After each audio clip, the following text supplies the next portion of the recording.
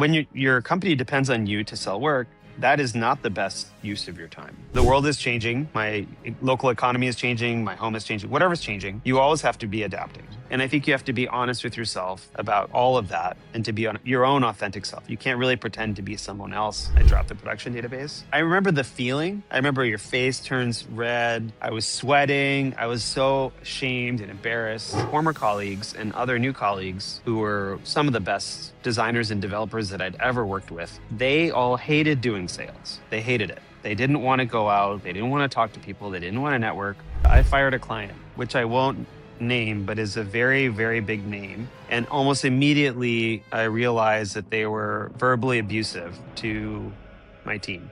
So it needs to stop or we're done. And it didn't stop. And so I said, we're done.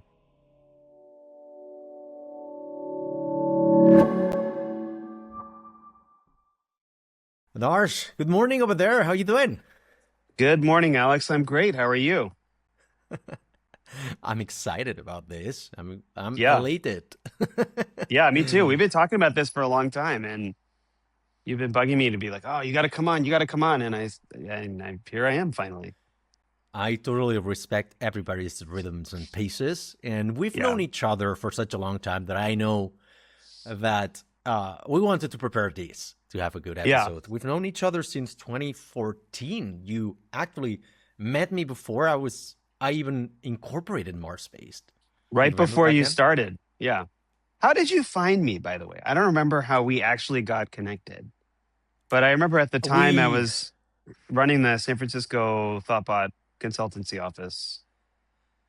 We back in the day because that was my first foray into going to San Francisco, and Yeah. I quit my job. And in the process of creating MarsBased, we said I said I'm gonna just go to San Francisco for the 3 months of my ESTA uh, visa, and so we messaged pretty much every company out there doing Ruby on Rails, and Ah. out of the 300 companies we wrote an email to, there were only like 5 that answered back, and you were the first one. And so Oh, wow. thank you for that, my tip of the No hat. problem. I felt special for a little while, but now I realize I was just the first one to answer. And that friendship, or this friendship that has lasted for at least this 12 years, Long it's time. great Yeah. proof to yeah, great proof. And I remember we met at the creamery, if I remember correctly, close to Yeah, Third that's and right. like the train station. Yep. And And you were back in the there day, you with, were I like, think, yeah, was that? I know with a Javi. friend. Who else was there? No, I was alone that time. Oh, I you was were? alone. Okay. It was my first time, and I was alone. A couple of times later on, I came with friends. But the Yeah, thing that's right. is, I remember that you're like, yeah, I'm like happy to meet you, happy to discuss code and stuff like that. But we don't outsource at Thoughtbot. And like, is there anything else I can do for you? We had a good chat. We continued chatting over the years because you mentioned that you might go to Barcelona for a conference. Kind of like things started rolling from there, and lo Yeah. and behold, it's 12 years now. So Yeah. thank you for I this. remember that conversation because you said, "Oh, I'm starting this consultancy and we don't know what we're doing." And what advice do you have? And I was like, I don't know. I mean, I know what I know from my experience. I don't know if that's helpful for you or not, but I'll tell you what I know. And so I wrote some stuff down. I remember we met at the creamery. And then I said, okay, well, here's what I know. And I just told you everything I knew. And you just scribbled it all down, wrote. And you're like, okay, sounds good. And then you took off. And now look at you all these years later. 12 years later, 30 employees now. Like you're one of the very few people that I've met consistently every year. And you've seen the Yeah. progression from 0 employees to 3 employees the first year, then second year, like 6 or 7, going 2, 3 at a time. And now we haven't met for the last 2 years because I haven't been able to come to the US for family reasons, but that might change soon. And now that we're 30 employees later, happy to report that we're alive and kicking. So, Well, no, um, more than that. I think you guys have done an awesome job. And like, it gives me great joy to have watched. It gives me great joy to watch my friends slowly succeed over the years, right? And go through ups and downs and economy up and down and family changes and, technology changes and everything and still manage to figure it out over the years. So I don't know. Congratulations on that. Thank you. One of the things we really wanted to meet you back in the day was because when you're starting out, first time entrepreneur, you literally know jack shit about everything. And that thing you said that I verbatim said the first time I met you, like, oh, we don't know what we're doing. Yeah, it is 100% correct, 100% accurate. We didn't know what we were doing. And we figure out that by learning from companies we really look up to, and we don't look up to many companies, I have to say, but Thoughtbot was one of them. High standards of quality for code, big proponents of Ruby on Rails, remote work, great products, and all of that. Like super, always sharing, caring about community, organizing events. All the open source work, all the open source work, the podcast. So for us, it was like a big and large, by and large, it was a great inspiration for us. So, you know, it was super generous from your side to share that with us, because other people might perceive us as competition. It was like, what should I help this guy to kind of like get some clients, and like maybe 5 years from now, he's going to be stealing our clients. So we don't find a lot of people with that mentality. So thank you for that as well. I never subscribed to that, I guess. Maybe to my detriment, but you know, especially in the 2010s in the Bay Area, there was so much work that there wasn't really a feeling that like, oh, either you get this contract or I'll get this contract, and that our survival depends on me beating you or any of that. And it's not sort of baked into who I am. So from the beginning, and you know, maybe we'll talk about this more, but like when I started doing sales in that office, I didn't really know what I was doing either. And part of it is, I think you have to collaborate with other people. You have to do what you said, right? You send all these emails out and you reach out to other people. I had this new job, managing director, and I thought, okay, I definitely know consulting. I know about sales. I know about technology, but like, how does this local market work, and what works for them, and all of that. I started getting in touch with other managing directors of other consultancies in the area. You know, there was Pivotal and some other ones. And we used to get together and have drinks. And I would say, you know, how do you handle this situation? How do you handle that situation? And I think that humility, or, you know, that kind of like authentic curiosity is so important in anybody's career, because other people have information that you don't have, right? And if you keep pretending that you have it, people will see through it. And also the other thing is, I guess maybe in same example as you found with me, people are very willing to help. If you check in with people and say, hey, seems like you're doing something pretty cool, I'd love to talk to you for a little while and learn how you did that. I'm trying to do something similar or different. I think that by and large, not everybody, but I think for the most part, people are generally, if they have the time and energy, interested in helping you out.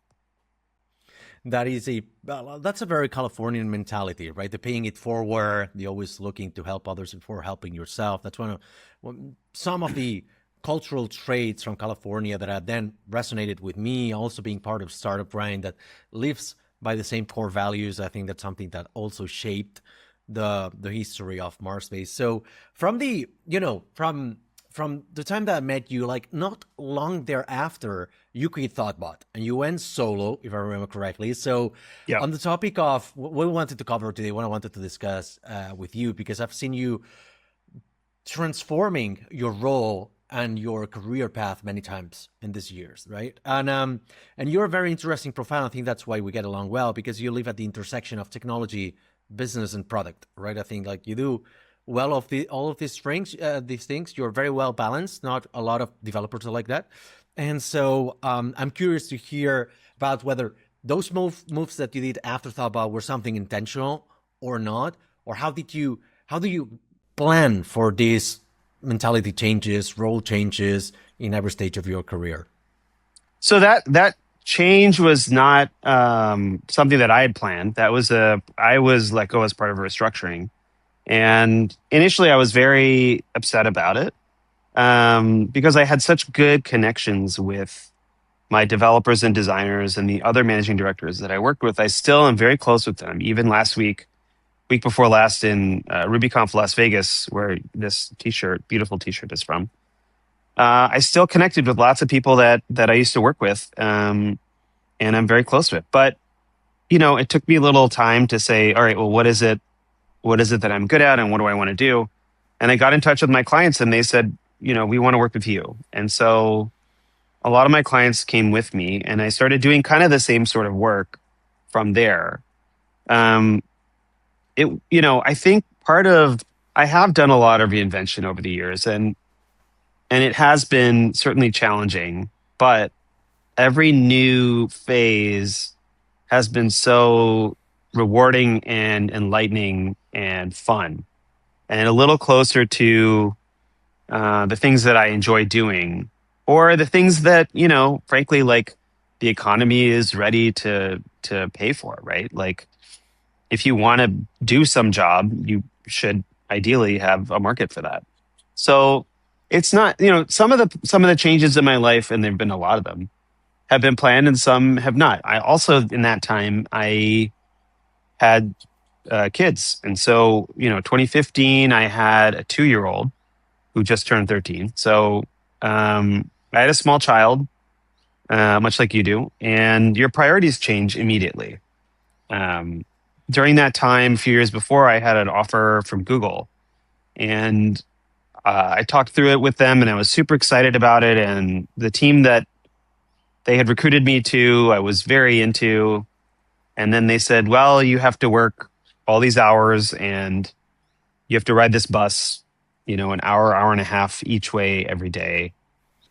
And I thought about it more and more. And my kid, I don't know if you know this, you've probably experienced this with your child, but like, your kid grows so fast, even at the beginning, that sometimes at the beginning of the day, they look a little bit different than they do at the end of the day.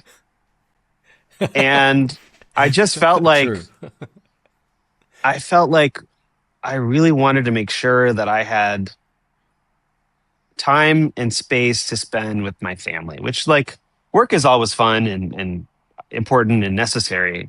But I always ask myself, like, what's the point of all this? And the point for me has always been family.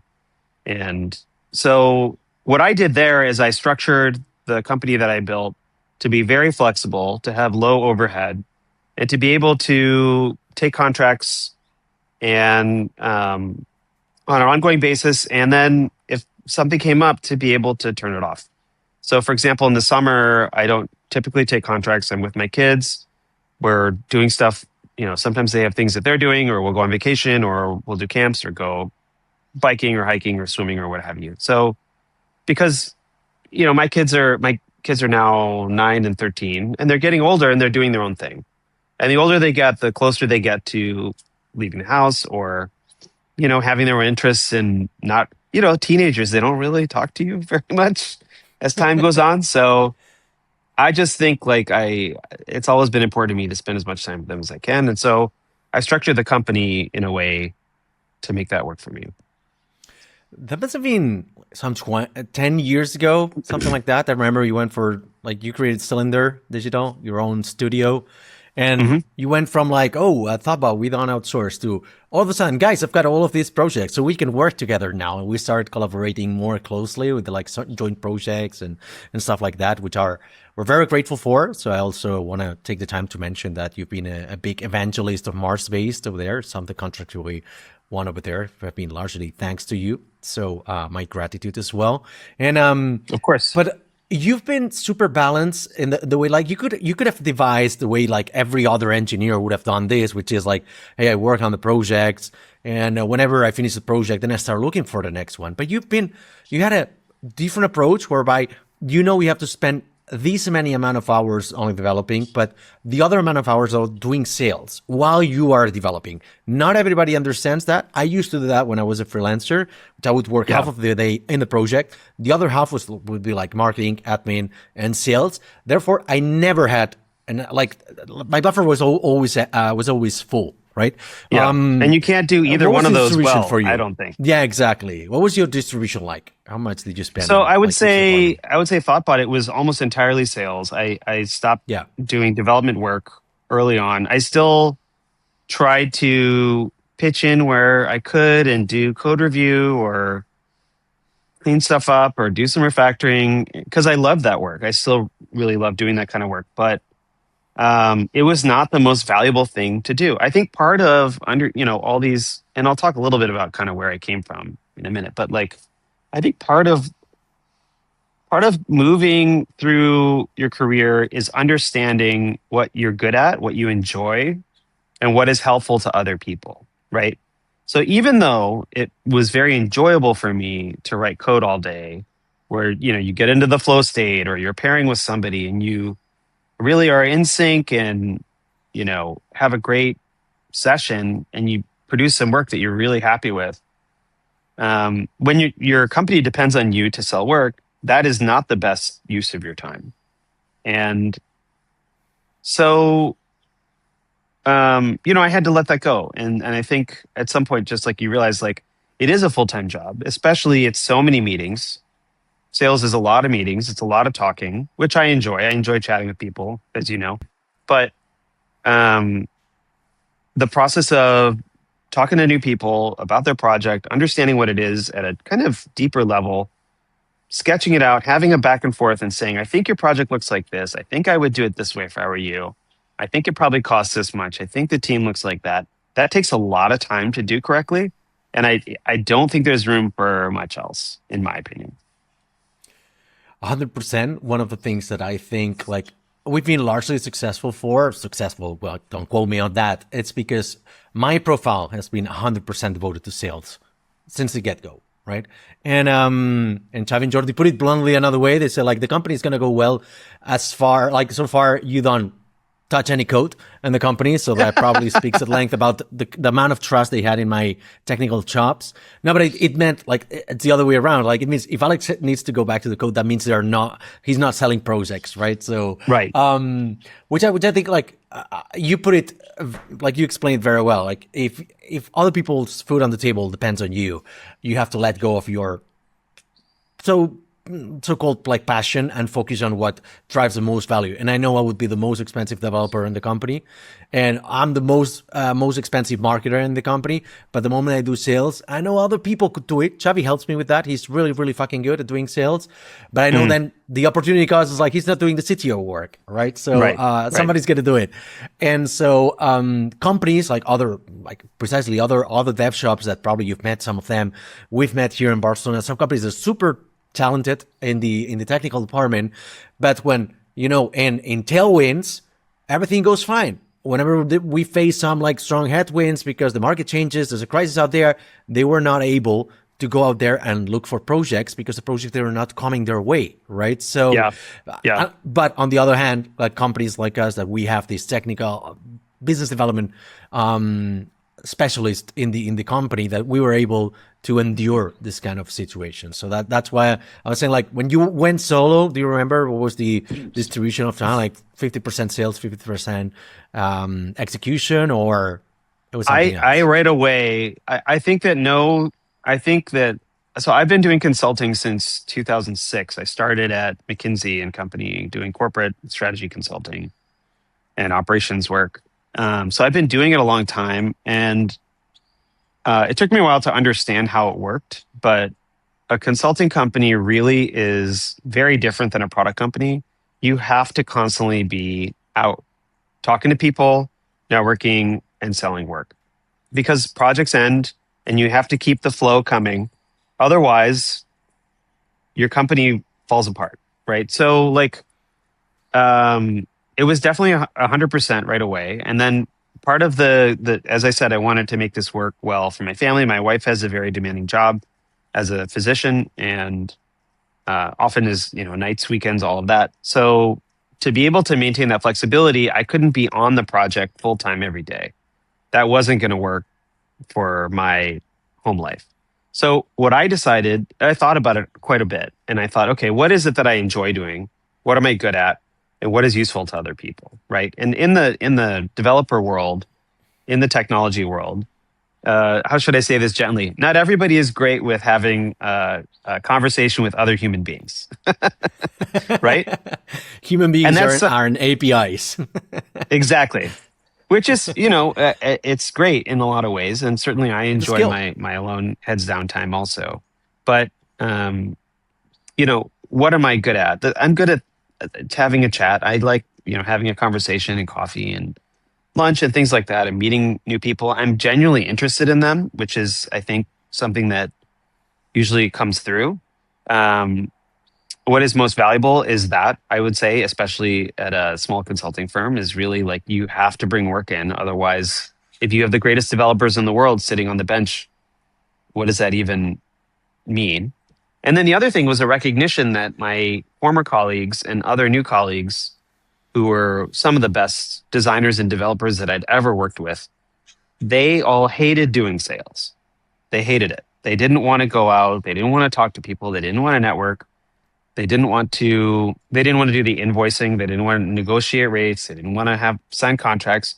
They didn't want to chase down invoices.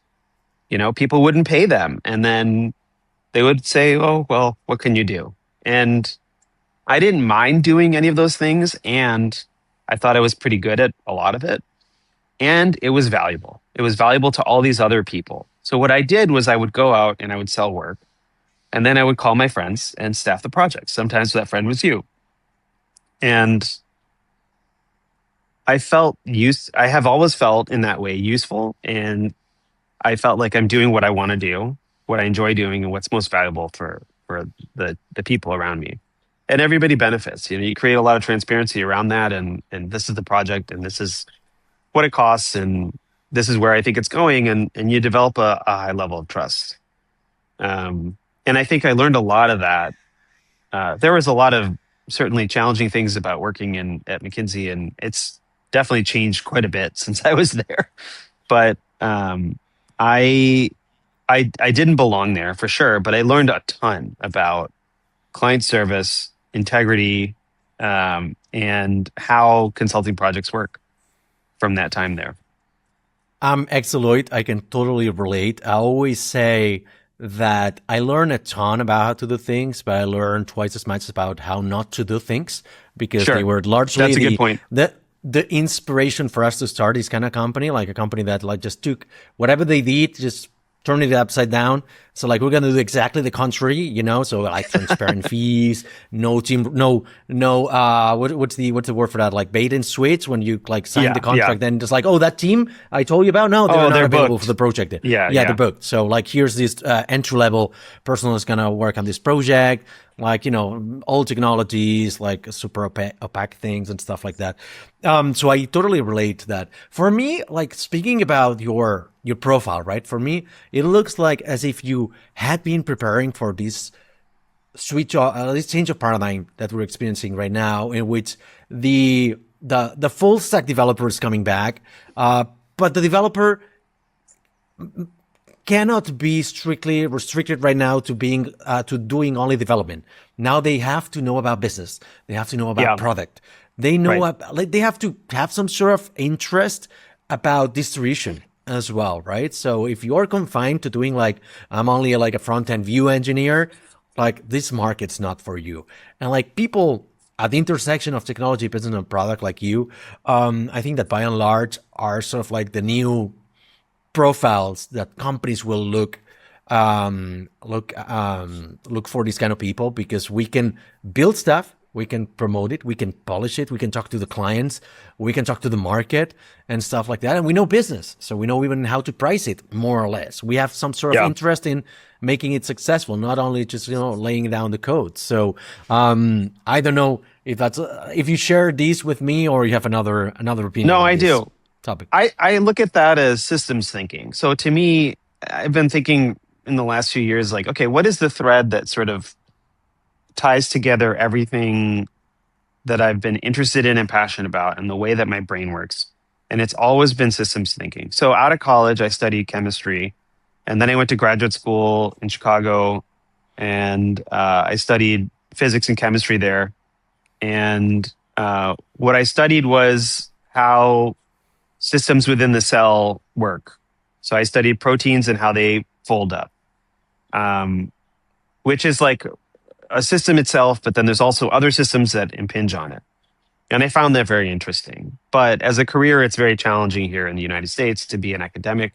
So that's how I ended up looking around for a lot of different jobs. And then I ended up at McKinsey after graduate school. when I got there, it was a completely new thing to understand business and marketing and sales and finance and all these things that I thought were very opaque and complicated and difficult. But I looked at them, and I think maybe the way that McKinsey does training is they look at it as a system. Like, okay, your company is a system, and you have income and expenses, and here's how things come in, and here's how they go. And if you push on this side of the organization, then this happens. And how did this organization affect other organizations? So I've always thought of those things through that lens. And then even as I became a developer, I taught myself in 2011 out of books, out of the Pickaxe, the big, thick Pickaxe book, and another book called Agile Development and Ruby on Rails. And what was the third one? Chris Pine's Learn to Program. Those three books basically taught me how to write Rails. But again, I looked at it as a system. Okay, you have a system, you have a front end, and you have a login, and where does that go? And how does that touch the database? And how does that touch the server? And how do all these systems fit together? And so I think that for developers nowadays, in the age of AI, as you say, where the skills that were valued for a very long time are now changing, certainly in value. And what you're expected to do is generally higher level work. Higher meaning like zoomed out, not smarter or anything like that. It's just your focus is a bit bigger. I think that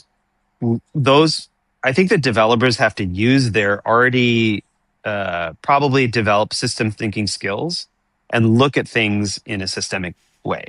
Instead of looking just at the square of the program, right? These files and this server and these responses and these logs, like you have to look a little bit outside of that and say like, okay, how does our customer find our site? How do marketing funnels work? How do our costs actually work? How do we keep our server costs down? How do we make sure that we're making a product that's good? And I think if you look at things from a systems point of view, I think things tend to make a little bit more sense. Actually, how would you, and then that explanation. What do you think about that? Let me ask you like your perspective on that.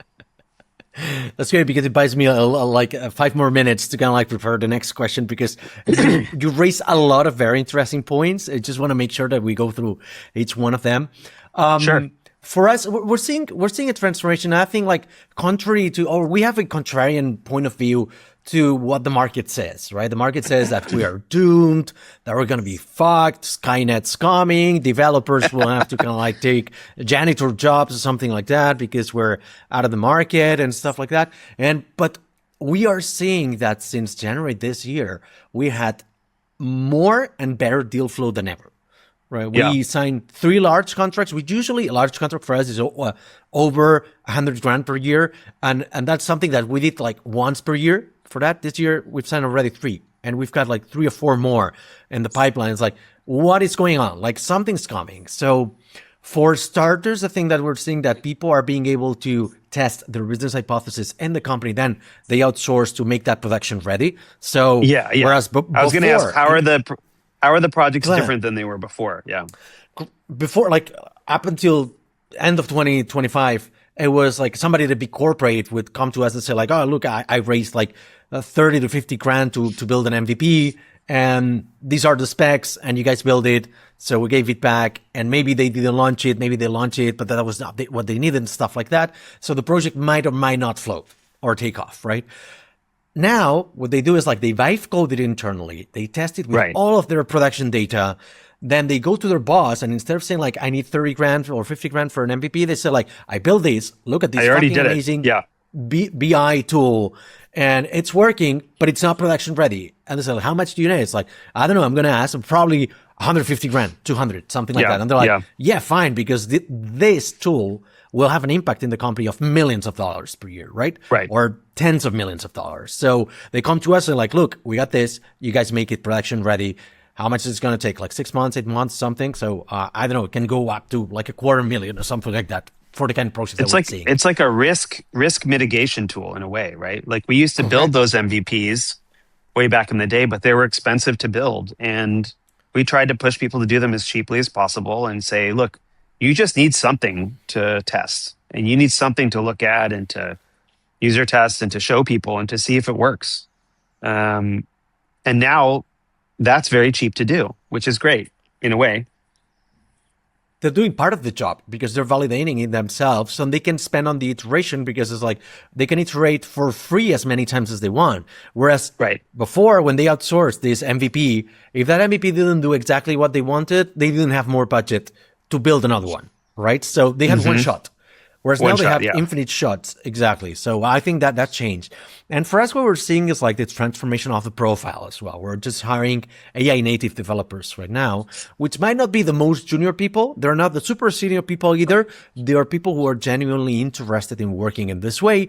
They have to know how to work without AI, but they have to have fully embraced working with Claude Code, with RPI, so some of these methodologies, because otherwise they don't have a place in the market, right? So they have to be super positive, super embracing, super open-minded, and that this is going to be the way to work from now on. Like you can't go back to manual. I mean, I know that in the US you have been driving automatic since like the dawn of time, but at least here we switch over to automatic transmission like some years ago, and like going back to manual for me is like, wow, that's from like the Stone Age or something like that. So it's the same for development nowadays, and the same for the project managers. They're not project managers anymore. They're product managers because they have more understanding of the business, and they have more understanding of the code.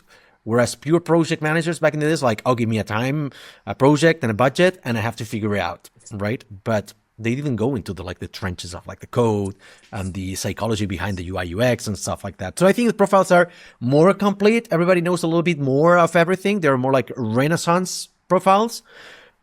But I don't know if we'll have to go back to the old ways. What do you think? Yeah, it's hard. It's hard to know, especially because, first of all, I think that the acceleration of all of this really has taken, a tick up, and certainly in the last 6 months. 9 months. And the other thing that I think is very uncertain, which is important for us to be aware of, and I think it's very healthy to have people who know how to do things without AI, is that the pricing is going to be very dynamic, right? Like this is an extremely expensive, asset intensive, energy intensive compute operation. And it's been very heavily subsidized for a long time. That's not, some hot take that I'm providing. That's just basic financial analysis. And at some point, the price has to go up. You have to start paying for all of those services. So what is it? My question is like, what does it look like when that happens? When the price of developing the code through AI is maybe here right now, and doing it by human is here. At some point, how do these prices, dynamically change over time, and how does that affect how our work is done? That to me is the fascinating part of all of what's happening right now. There is a part of it for me will be like the boiling frog situation, in which like it will slowly go up, and because there will be there's the price sensitivity for AI services is like there's still a lot of elbow room for price increases, right? But few months back, everybody was on either the free plan or the $20 a month plan. Now everybody in the company is the $200 a month. But I'm pretty sure that in 6 months from now, everybody will be on a plan of $1,000 or $2,000 a month, and it will still be worth it because we're extracting so much value out of it, right? So we can pay it. Yeah. Not everybody else can pay it in the industry, especially outside of development roles. But for a developer, if I can extract 10, 15 grand per developer per month, and then I'm paying 2,000, I think it's worth it, right? Then you have to subtract, I'll factor in the salary, structural costs and stuff like that. But I think there's still a lot of elbow room for price increase. However, I don't know if that will be also like the cloud that, which is accepted that everything has to be on AI, like everything has to be on the cloud. And we stopped conceiving scenarios where things are not in the cloud. How many, what percentage of on-prem projects have you worked on in the last 15 years? If anything, like maybe one. So if anything, what I did was move things off on-prem, right? Like, we have, we have this thing with the server in the closet down the hallway, and it could flood, and we need to move it off there. I think in ways it's similar to the cloud transformation, but in a lot of ways, I feel like it's very different because I think the transition to like having your servers in your office versus having somebody manage your servers is very straightforward and linear, and the costs are very clear, right? The benefit is very clear, the costs are very clear. And so that transition from, AWS and Azure and all those cloud transformations feels very straightforward. Whereas like this transformation, the costs feel very unclear. And the dynamics of it feel like they're changing on a day-to-day basis, which is why I think it's such an interesting time. And I think it is a time for everybody to be at least prepared for a reinvention. And I was thinking this morning, about what it means to be able to be flexible and be able to reinvent yourself. And I thought a couple of things. One, I think you have to really be honest and authentic with yourself. You have to say, okay, here's where the situation is. Here's things that I'm good at, as I said, right? Here's things that I'm good at. Here's things that I enjoy doing. Here's things that are valuable. And the world is changing. My local economy is changing. My home is changing. Whatever's changing, you always have to be adapting. And I think you have to be honest with yourself about all of that and to be on your own authentic self. You can't really pretend to be someone else. And the other piece of this, I think, is to take a beginner's mind, which I think we talked about this a few months ago on the phone. I think that you guys have taken a really good approach to this, to look at it as a beginner's mind. Okay, what can AI do for us? Why don't we all learn it, right? I know that you asked everybody in the company to start experimenting with it and then to start talking about what you learned and what works and what doesn't work, right? Like that apprentice mind, that beginner's mind, the learner's mind, I think is very important. And to always kind of be a perpetual student. And I think the third thing that's important is to talk to experts. Is that when you're starting in something new or you're trying to move into a new area, you have to go and talk to people, much like you sent 500 emails out, right, when starting consultancy.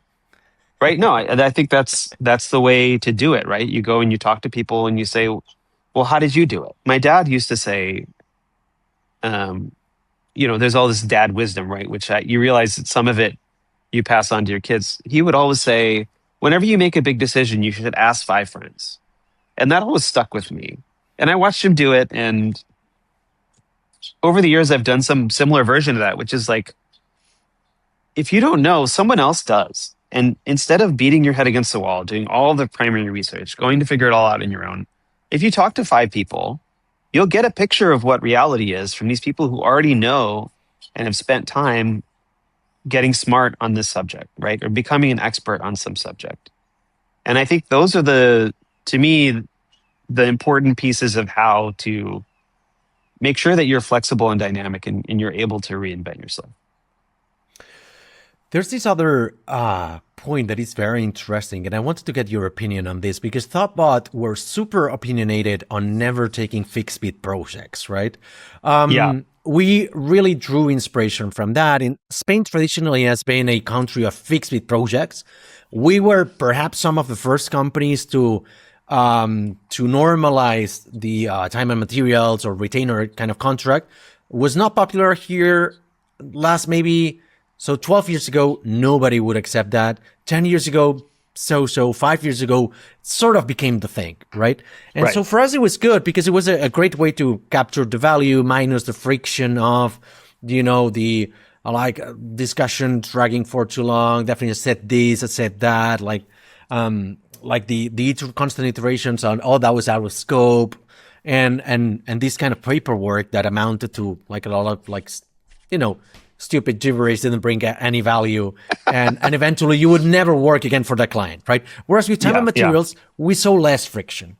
But now with the advent of this AI agentic development, however you want to call it, I think the tables have turned again because, for instance, if I give you a developer, like I assign a developer to a project for 40 hours a week, and now we have calculated that we produce 3x that. So I'm giving you the value of 120 hours a week at the cost of 40. Mm-hmm. We're not capturing this delta, right? And so in a sense, and I know that it's not exactly percent right or precise, we feel like time and materials is not worth it anymore because I'm giving you way more value than what I'm actually getting back in terms of money. Oh, that's interesting. With the fixed bid projects, whereas before they were like a surefire way of losing money. Now it's like, oh, we signed for this 150K project. We know we can do it for 75.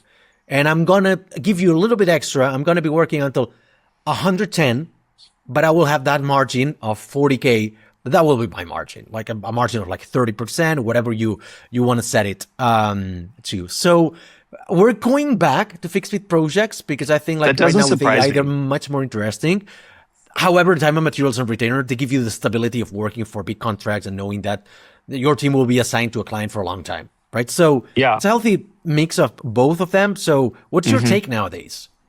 Well, I think, okay, so just like some definitional terms, so time and materials is like, okay, we had this many people working on this project for this week or that month, and this is what it costs, and here's the bill for that, right?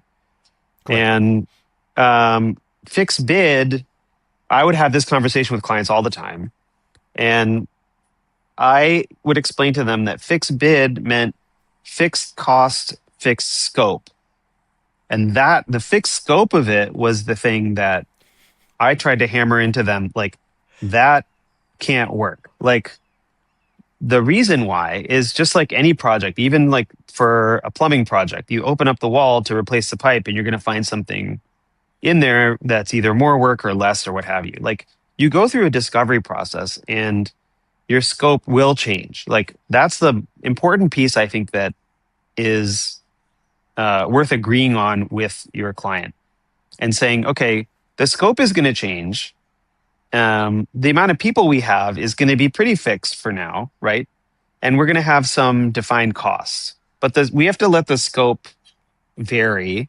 And here's a system around how the scope is going to vary. We're going to have user testing. We're going to have sprint planning meetings and things like that. And we're going to adjust and we're going to meet with our customers and say, oh, we built this thing, but now we need to build that thing and so forth. So that's really where the risk has always been hidden. And I think it's always been fair. My customers have always come to me and said, well, look, we have this budget, right? We have 100K for this project. I understand that you don't want to do a fixed bid project, but like, this is as much money as we have to spend. So the cost is fixed. And I think that I've heard consultants call this the iron triangle, that one side has to move. Yeah. So the cost has to stay fixed because that's how budgeting works at large companies, right?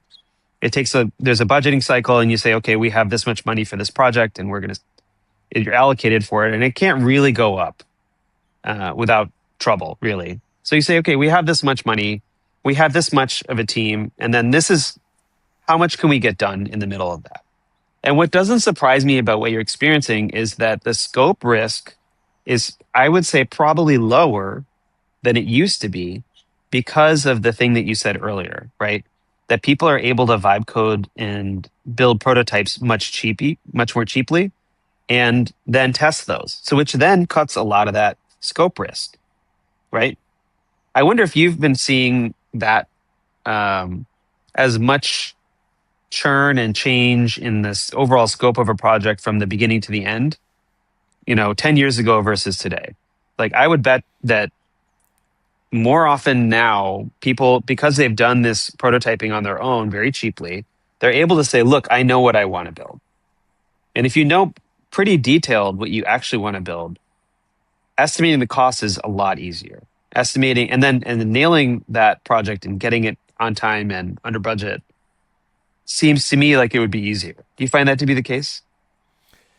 Yeah. However, they tend to overbuild.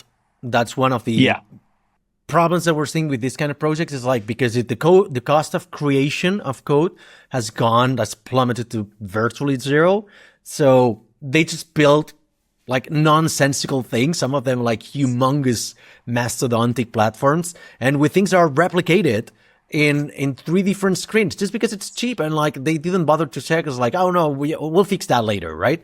But you get the idea. And there's so many things that when you actually cost it up, they're like, oh, that's actually very expensive. So like, because the platform is really fucking big, right? So there's a job at I don't know what the word, like the exact word for that is, like chiseling away, when you can, like with a hammer, Yeah. you take away Hmm. the rock from like a statue and stuff like that. So I'm saying, like, yeah, we have to trim it down. We have to scope it much better, because there's too Hmm. much fluff over here, and you don't need all of that. And so the scope creep, it's still there. It's just in Yeah. another Yeah. disguise. It's in another Sure. flavor, Sure. so to speak. Yeah. But they deal with it. Yeah. It is interesting. Yeah. It is scope. My weapon against scope creep has always been, let's show it to a customer. And that always gets everybody grounded and based in reality. So I will say, okay, that's fine. Why don't we prototype this and show it to 3 or 4 or 5 customers and see how they respond to it? And then right away, it's not my opinion or your opinion. Like, I think this is right, or you think this is right, or we disagree, or we agree. It's like the person paying you money for this likes this feature and doesn't like that feature. You can't really argue with that, right? Like, and that's ultimately what you're doing. You're building something for your customer or your user. And if you're not helping them do what they want to get done, if you're not creating a good experience for them, you're not helping them out with your software, there's a lot of other choices out there.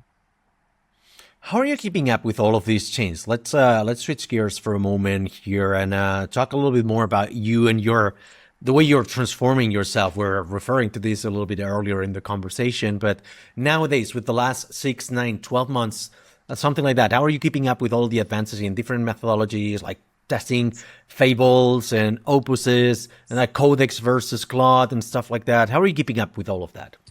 So to be honest, I'm not very detailed in it, and I because of the decision years ago that, as much as I enjoy writing code, that it is not the thing that distinguishes me from other people in the industry. I have not invested as much in making sure that I'm the greatest developer out there. I certainly have downloaded and played around with these things and been impressed with certainly like what they're able to do. I also find sometimes some disappointment. Like, there are, it is a kind of 90% of the time product, I would say 95 in my experience.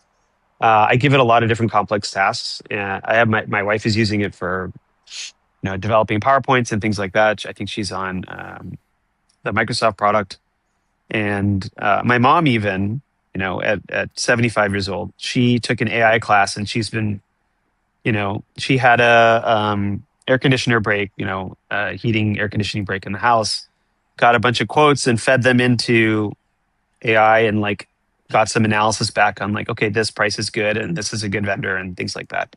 So like, there's certainly utility out there, and I think it's important to experiment with it and be able to be conversant in it. But I think that the thing that will not go away is your ability to talk to somebody, your ability to understand what their business goals are, your ability to say, all right, well, let's look at how we can achieve those goals, scope the projects, and make sure. The other thing is, like, kind of team management, staffing, the human element of it is not going to go away. Like, you can't AI your way out of,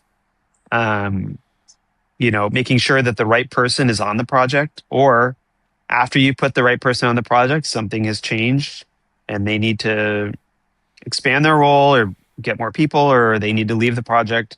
All of that, I think, I find very interesting. And I look at it as like, well, we all have to be at work.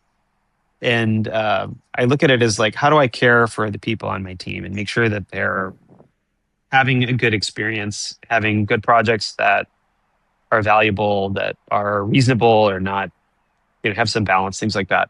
And so I honestly have not been looking very deeply into it, because I think that while the technical end of it is going to change, I think the rest of it is not. I've had AI generate some project proposals for me, and I think what I realize is, like, they're good first drafts maybe, but I go through them and I'm like, this doesn't sound like me. It doesn't include the things that I wanted to include. And sometimes it saves me time in terms of saying like, okay, just get something started and then I'll edit it from there. But then after that, it's sort of a mixed bag. I don't know. For me, it's sort of like I see different kind of value, and you probably understand this, and I don't know if you will agree with this, but it's everybody has got the best developer and the wall in their computer, but the engineering part resides in he who writes the prompt, right? And being able to ask the right question, challenge the AI, saying like, you suggested this, but we're actually going to go this other way, and like cherry picking certain things here and there. I think that mix, that chef-like approach of saying, no, we're going to do it my own way, with my pace, my decisions, my calls. I think that's what will, this taste, right? This expertise, this know-how, it's still not lost. It's still not condensed into the AI. And so I think like you having created, so Cylinder, that boutique consultancy, or with us, we also have like the boutique etiquette, if you will. We will retain our client base because they trust our way of doing things, our wisdom, our accumulated background. And we've seen this in another project. We know this is the right thing to do, right? So I don't know what's your take on this and whether you agree with this or not. Yeah, I think so. I think you can only ask AI so many questions before, and you might see this from your clients where people are coming to you with leads and they're saying, well, the AI said this, what about you? Do you agree or do you not agree? Like sometimes it tells, it says things that don't make any sense, right? And sometimes it does, and sometimes it's directionally correct. But I think ultimately, it is incumbent upon us to ensure that the human to human connection is and stays the most valuable part of all organizational work, right? Be it companies, nonprofits, neighborhoods, friendships, all of it. Like that's never going to go away. And I think in many ways that will become more and more valuable as this other stuff becomes more voluminous and cheap, right? Cheap in the cost sense. And so I think that's really, I think that the human piece of this is going to only become more and more important. I think the other thing that's worth mentioning, and I know that we don't really talk about it too much, is the moral element of this is like pretty gray, right? Like the data center stuff, all of the energy usage, the environmental impact, all the training data is not always, transparent, acquired in the most moral way. And like, so to me, I view a lot of that as very uncertain. It creates a lot of uncertainty. And I think one of the things when people say like, oh, AI is here and now, the future is going to look like this. Maybe not. I don't know. I mean, I think that what's the future looks like is more unclear now than it ever has been in the future. So I personally feel very reluctant to say, okay, well, we need to rebuild our lives around this because this is the way it's going to be forever. Because it could be, we could get model collapse, right? If the training data that they're training on is more AI stuff, it just sort of starts to circle the drain a little bit, right? So I don't know. I guess I find myself on the skeptical end, I guess, of all of this. I do use it, but I am not unaware of the systems piece of it, right? That how do all of these things affect the systems around us, the non-technical ones, right? Going back to the beginning of the conversation where you were mentioning that it's really interest for like the systems part of engineering. Couple questions to wrap it up because we're running out of time. We actually ran out of time already, but I'm pretty sure we can squeeze in these two quick questions. First one, signature question of the podcast. What has been your most expensive technical fuck up? You have to own it up. It's got to be yours, and it cannot be like I hired the wrong person. Because like everybody gives me that bullshit. I dropped a database once. Great. Early on, I dropped it completely, and we lost. This was Heroku, and I definitely was learning how to use the CLI, and I thought I had dropped the local or the staging database, and I did not. I dropped the production database. That was pretty. I remember the feeling. I remember your face turns red. I was sweating. I was so ashamed and embarrassed, and I was so upset. And I just was like, I need to hide this. But then I realized you can't hide this, right? Like immediately, everybody knows that you've dropped the production database. Luckily, we had a replica, so you didn't lose that much. But and the other luck that I had was I've always had good luck in surrounding myself with good teammates and mentors and teachers. And so I remember a senior developer was like, everybody does this. Everybody does this once, and it's okay. And now you know, right? And here's the ways in which you can prevent that from happening. So yeah, I don't know that that's a very exciting answer, but it definitely was. I mean, right when you said that, I was back in that moment where it happened, and I remember sweating profusely right away. Do you ever drop a database? I always struggle to think about like I think I don't have like a big major fuck up. I think I've got like a consistent record of medium-sized fuck ups in the projects I've been working in, but like not a big one. Like yeah, consistency is key. Like that brings that builds your curriculum. But I don't recall any like big one. Maybe I was never in charge of like too big of a thing, or the projects where I was working at Deloitte were 30 people. So like they didn't depend on a single individual. So luckily for me, it was like that. Then at MarsBased, I think like the most technical fuck up. Like I have a lot of business fuck ups for sure. CCing the right people, sending the wrong contract to the wrong person, stuff like that. But like technical fuck ups, because I've been too away from the code for such a long time that I don't even remember, because MarsBased 12 years old. I haven't been coding for this amount of time. Like now I've gotten back to coding, so to speak, with Claude. But before that, the last 3 years of my previous company, I hadn't been coding that much. So I was more like doing architecture stuff.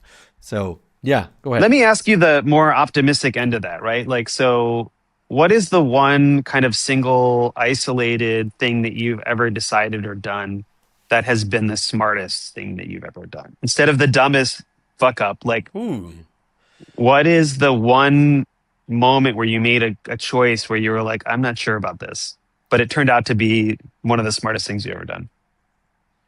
I have one. Probably going hard and taking the leap and believing in MarsBased. Like at the beginning, where like, we incorporate the company in Spain, you got to chip in 3,000 euros, right? So roughly $3,000. When you create the company and you don't pay incorporation costs, maybe like it's a small sum, then here to the notary, here to the lawyer and stuff like that. But we said, this is the amount of money we're going to invest in the company. So by the end of these 3,000 euros, so, maybe we have like 6 months of runway. And I said, if we don't have any project, we'll just shut it down and go back to finding another job. Or actually, I had to quit my job, Jordi and Xavi hadn't. And so I said, like, look, I cannot do this while holding another job. So I decided to say, like, fuck it. I'm going to go full time. I'm going to be investing in this. And I decided to take the leap and went full time. And I even told them, like, look, let me just earn a little bit of salary from these, just pay my living expenses. And that's it. And I will give you the projects. And it worked. So I'm not taking the credit, but I'm saying that because I really believed in this, the first project I was able to sign was like 20 grand, which at the time for us is like, it was a salary of a person in Barcelona for a year, 20 grand, and then the second one was 40. And then the third one was 90K. And so it worked. So for me, probably that was one of the riskiest, but most successful decisions I've ever made. How about you? That's awesome. Mine was, I fired a client. I had a client, which I won't name, but is a very, very big name. And I was very excited to close this client. I worked hard. They were local. I met the founder. It's like a kind of single-ish founder, one main person kind of company. And we outlined the project, and they were used to having developers in India. And then, I had scoped the project and signed the contract and everything. And almost immediately, I realized that they were verbally abusive to my team.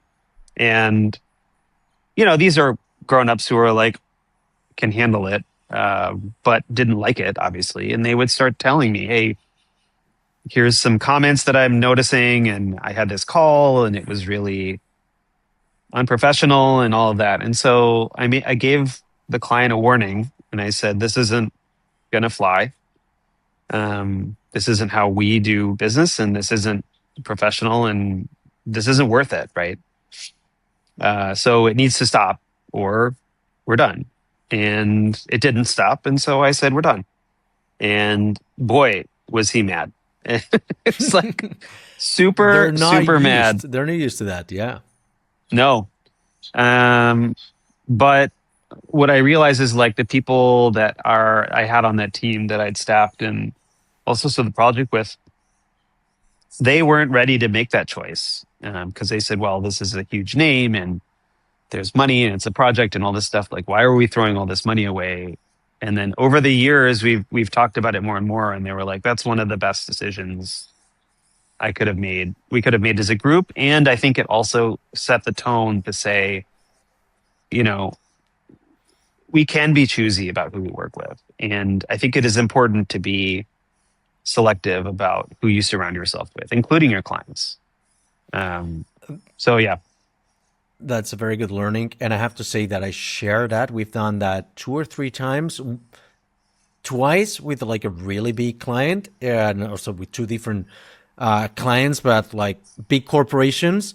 And I think that's one of the top reasons why our employees don't leave the company. It's because they know we do that.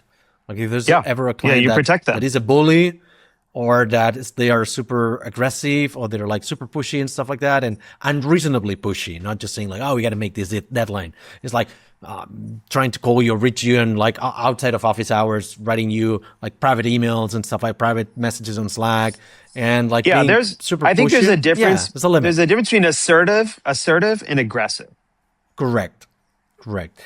And the couple of times where that has happened, we have dropped the client, and so our employees, they know that we can't do that we have done that in the past. If that ever happens again, we'll do it again. Like no matter how big the company is. And in these 2 cases, they were really big corporations. And we're like, fuck it, it's not worth it. It's more expensive to lose talent. Like clients, there's so many out there. And normally we've got like a 1 or 2 clients lined up. So we can drop someone and at the drop of a hat, just onboard the next client. So I know that the math comes is up right. with the optionality of having these kind of super opinionated and boutique companies. Not everybody can have this privilege, but we do. So there's that. Well, I think it's self-referential. Like I think it's self-reinforcing that if you have that level of opinion where you say, no, we want to do this kind of work with these kind of people and we want to communicate in this way, I think that you attract more of those kinds of clients. And the cost, I think the estimated cost of replacing an employee can be as much as 2 to 3 times their annual salary. So just from a business decision perspective, I think it makes sense to do that. Perfect. Last question, Adarsh. How can we help you and Cylinder or the other projects you are involved with? Because I know you're involved in 3 or 4 other things. So let us know. I'm rolling the red carpet for you, my friend. Well, I appreciate that. This is very helpful. Thank you. I just have always appreciated our friendship and our conversation. So just keep in touch. Let's get on the phone once a month, every other month, and chat and catch up. I love hearing about how your business has evolved over the years. I know that initially this started off where you were learning from me, but I've learned a lot from you as well. We've learned from each other over the years. And I think that's the beauty of all of this work and life in a lot of ways. So, that's certainly one piece of it. And then I've introduced you to people and clients and things like that, but I always love introductions. When people say people who know me well will say, you know what, you need to meet someone. And Yeah. they introduced me to someone really phenomenal who I can, not just for business reasons or professional reasons, but just, somebody who's just a interesting, funny, amusing, smart, insightful person. That's always like the most valuable thing to me, is to have those people in my life. How can I help That's you? me. Oh, just getting on the pod every now and then as well. Just having you some sort of like resident fellow podcaster or podcast co-host. Like it's I'm loving these kind of conversations. They're super mentally stimulating, and of course, just if we ever have the opportunity of working together again, I'd really much love it. So keep Yeah, in touch. for sure. Maybe sending some people your way. And Absolutely. how about the other people, our community? How can they help you? How can they reach out and send stuff your way? I guess I enjoy getting email. I think email is the simplest way to interact. My email is hello@cylinder.work, and that's my public inbox. And I like getting random emails from people. I read them all, and I have a clean inbox. Unlike many people, I don't have tens of thousands of emails that are unread. I actually keep it pretty clean. In terms of socials, I'm active on Ruby Social. And yeah, I'm always interested in meeting new folks. With that, we can wrap it up. So thank you very much for being here. Love talking to you, and have a great week. Thanks for having me.